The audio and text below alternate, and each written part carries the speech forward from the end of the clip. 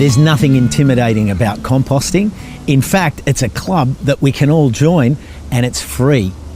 The best part about it is that the ingredients that we need to compost are all around us. I want to mess with you because I want you to see the world from this point on as a big supply chain for your composting system. And the ingredients are there. They're out there in the streets, in the gardens, in the parks that are part of your day-to-day movement. So let's start. Trees are dropping leaves. People are driving around with grass clippings and garden cuttings.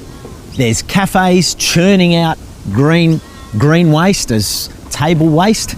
Your neighbours, what about your neighbours? They're bringing out all sorts of scraps as well. All you got to do is knock and say, hey, I want a piece of the action. Come and join my club by contributing. So the first place to start with a compost is getting some twigs and leaves. Easy, from any park.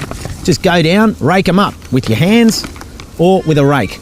We put that in on the bottom, and in between, because they're all matted like dreadlocks, that provides lots of oxygen in the bottom of your compost bin. Put in about 150 mil, 15 centimetres worth. That's brown material. Then we do some green material, like fresh garden clippings. That's lots of leaves and different offcuts from plants. You can put those in there.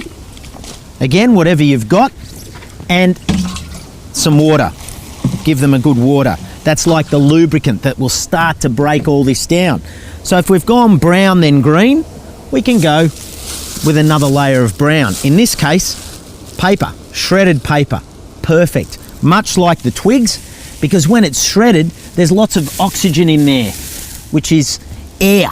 Air for all the little microbes and things that are going to break this down into beautiful soil. Important to give the water again to this layer. This is more familiar. Kitchen scraps. Every day we're making them. So whatever amount of those you put in, make sure you put the equivalent of brown. So they're green scraps. So we need to put some brown. In this case, we've got some old grass clippings, or it could be straw, or it could be even, in this case, some dried leaves. And think about the leaves. As you get into it, it's great because you'll start to see the trees differently. Oh, that's eucalypt, that's a plane tree, and mix it up. The key to all of this is diversity of materials. The more diversity you have, the better it'll break down and the better quality you'll have too. Put your water in, and then we inoculate it all with either some compost or a shovel load of garden soil, because that's alive. There's lots of microbes and bacteria in that already, which we want to set free into our compost bin. So put a good shovelful or a couple of pot loads in there, give that a little bit of water, and you are part of the club. Welcome to the Composting Club.